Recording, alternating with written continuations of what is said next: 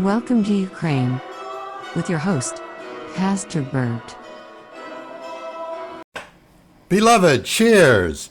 June 6, 2020. The summer Ukraine offensive is going very well. Ukraine is winning for sure and will win. How do I know? Well, I know that Ukraine is winning for sure because Russia just blew up the Nova Kakhovka dam. So you might say, Pastor Burt, what do you mean that blowing up the dam was a good thing? Now we have flooding in the cities and the towns leading along the river, leading to Kherson. This is terrible. No, beloved, this is indeed a good thing. You have to be patient. You have to look at the long-term results of the dam being blown up now and not later. Look, if the counteroffensive had been started in spring when the ground was soft and muddy, then the blowing of the dam would have been a disaster. Many civilians would have died, and with the freezing temperatures for sure returning at night, the loss of life would have been terrible. But now it is actually the beginning of summer. The ground is not soft. The rain has stopped. There is no snow. So yes, for possibly 4 days, which is inconvenience. But after those 4 days, those flooded cities and towns will be returned to normal. However, for the Russians, blowing up the dam means that Russia has conceded victory, not maybe, but absolutely. First of all, where is much of the Russian army right now? The southern part of the Russian army is on the east side of Dnipro River, and that Russian army is right now just as flooded out as the civilians are. Realize what that means. About half of the Russian army is fixed. They can't move down in the southern part of Ukraine. But the real news is by blowing up the dam, that kills the water supply to Crimea. Without water coming Dnipro River from now on for months to come, Russia has a humanitarian problem in Crimea. All Russians living in the Crimea, as well as the military, have to bail right now. They must abandon their homes and positions and get out of Dodge because they can't live without drinking water.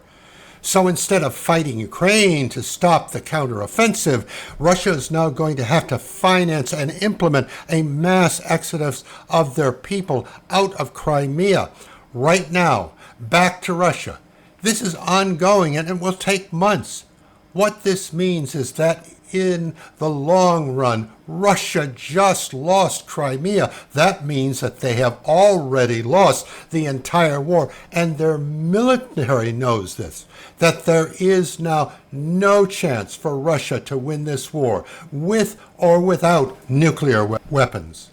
Meanwhile, what about Ukraine's army? Well, the Ukraine army is just fine. The Ukraine army is now not in the area where the flooding is, but is instead working on a southern counter-invasion to break Russia's defense lines in the south and the east, and this part of the war is going wonderfully. How do I know this? Because Ukraine has stopped all news reports of troop movements in both the south and the east. Why is no news great news? Because Ukraine's intel not to tell the Russians where Ukraine has already broken through Russia's first, second, and third lines of defense in the south and somewhat in the east. Why is that the lack of news then is better news? Because it means that Russia, who has terrible logistics and poor command and control, does not know where they should be shifting their reserves to fight the Ukraine troops, who have already broken through their first, working on the second, and some are even destroying the Russian army's third line of defense. You see, Russia's problem is that their forces cannot respond quick enough. Ukraine is winning and is certain to win because they can run combined force operations, and Russia can't. Ukraine right now is running a blitzkrieg because the army has total mechanization and are traveling quickly through the Russian lines safely within armored personal carriers. Russia can't do this because they don't have that many armored personnel carriers left. Consequently, the Russian troops have to walk and run while Ukraine opponents are riding quickly through the battlefield.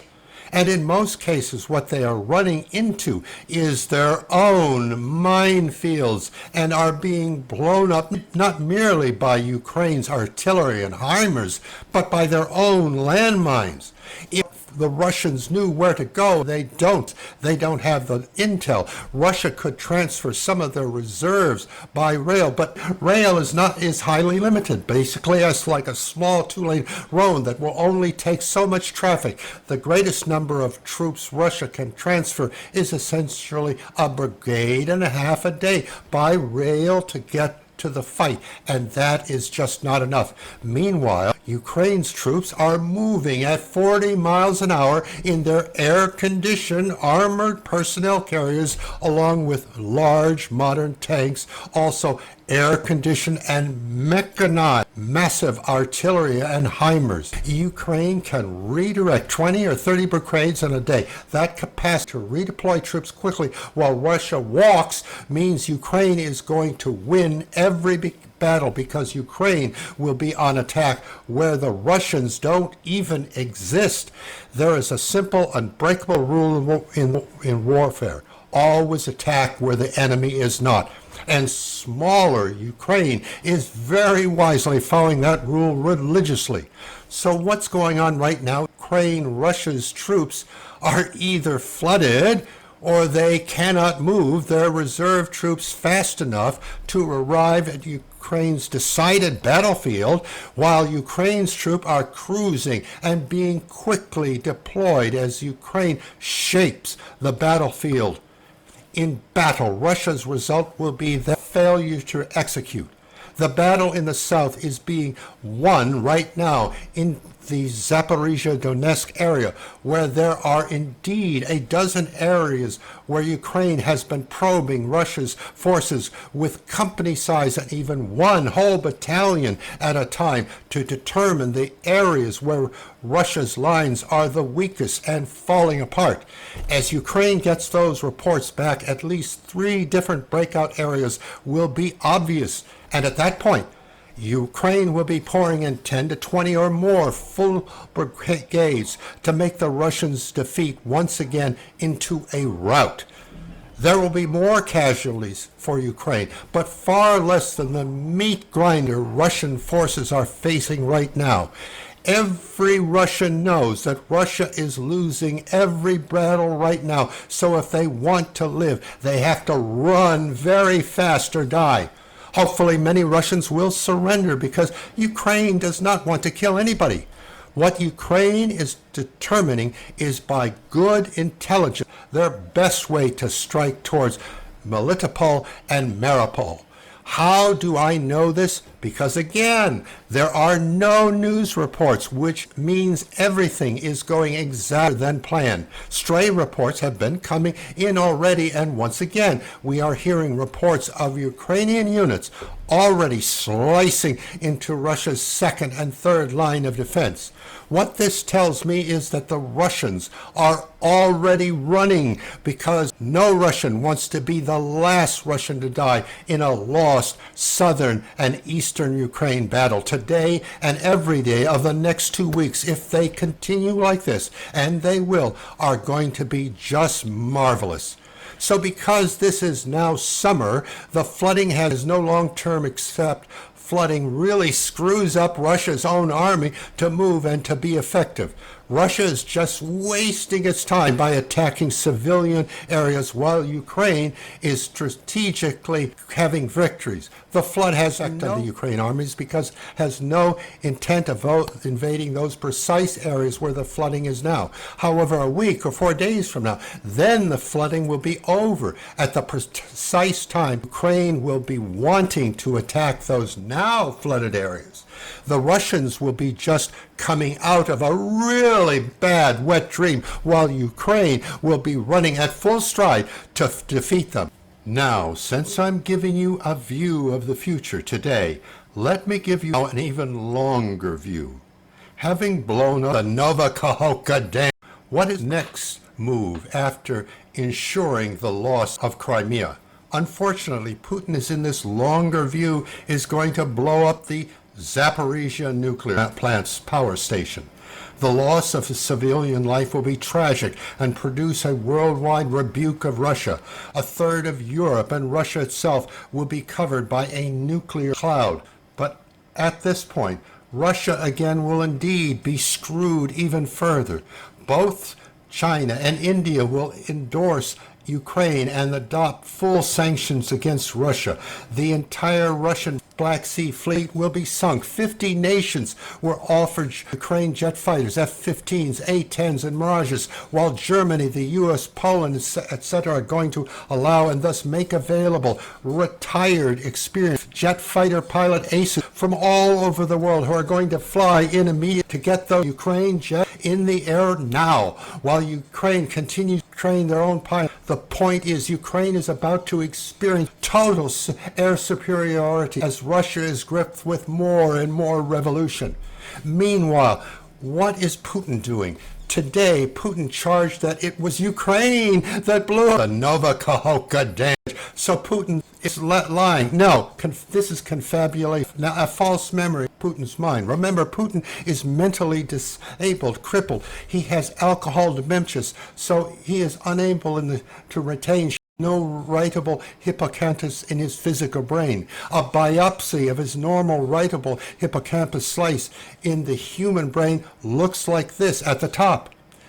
Putin, however, has been savaging, attacking his own central nervous system by consuming multiple champagne drinks daily for at least the last 26 years. He is a deadly alcoholic. Putin has been drinking, has a 10% alcohol content.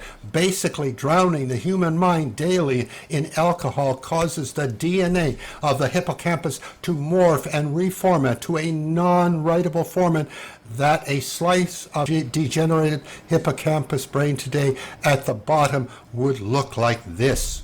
Consequently, it is certain that as a security risk to the Russian nation, Putin cannot remember that he, not the Ukraine, ordered his Russian army like a week ago to blow up the Nova Kakhovka dam. Further, he also cannot remember that 10 months prior to Putin's order, he then ordered the entire Nova Kakhovka dam to be mined with explosives so that it could be blown up by the Russian army when so ordered, as the Russian army faithfully did in response to Putin's order 3 days ago. So then, Putin knows that he is lying and that he's blew up the dam 3 days ago. No, not at all. Truth can hurt to the extent that it can kill, because the decision is today so obviously catastrophic. A demented mind protects itself by creating confabulations. The first duty of even a demented mind is to protect itself from anything that threatens its life or continuation. Putin's mind, cannot believe that he would blow up that dam and create such a devastation. In Putin's deluded mind, Putin cannot be a purveyor of limitless death and destruction. He is then, as a delusion, the belief that he is absolutely innocent and faultless. In Putin's mind, oddly then, he believes Ukraine blew up that dam.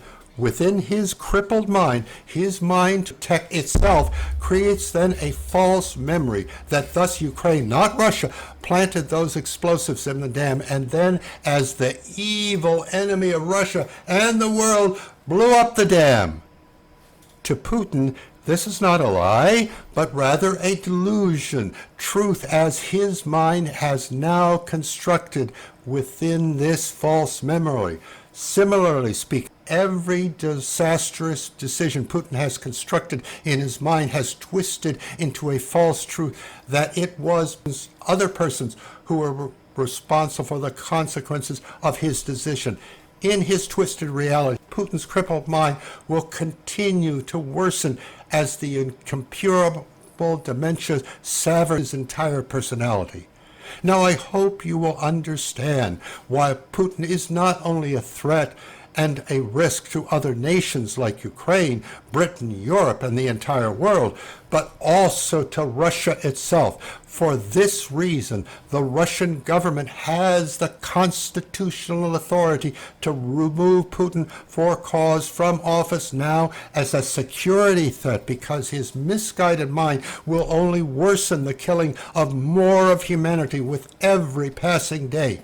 Our duty today, and the duty of our entire world, is to request of the current Russian Prime Minister that the Russian State Prosecutor's Office and that the Russian FSB remove and retire Putin from office for cause immediately,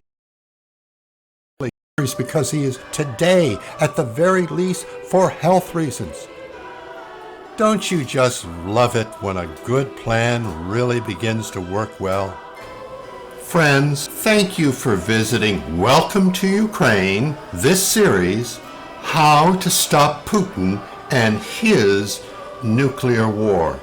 Putin's like a puzzle. You can't begin to understand what Putin is doing unless you lay down and examine every piece of the puzzle, one piece at a time. Do this enough, and you will not only empower yourself, but all of humanity by learning of the threat and the risk to all human life. How to defeat Putin and to stop its nuclear war to save all our lives. Be sure and come back tomorrow for the next installment, for the next step also in solving this hidden puzzle, because this issue is literally life and death for our species. Lives are at stake. Whose? Well, all of ours as well as yours. We must stand against this extinction of all mankind. We must not go quietly into the night. We must bring awareness to as many of our kind to encourage more opposition to Putin's nuclear war. Please help us to help you. Please visit us also on our parent site, Free Ukraine Gives. Remember, beloved, God loves you, so do I. Until the next time, this is your host, Pastor Burt, saying goodbye, friends.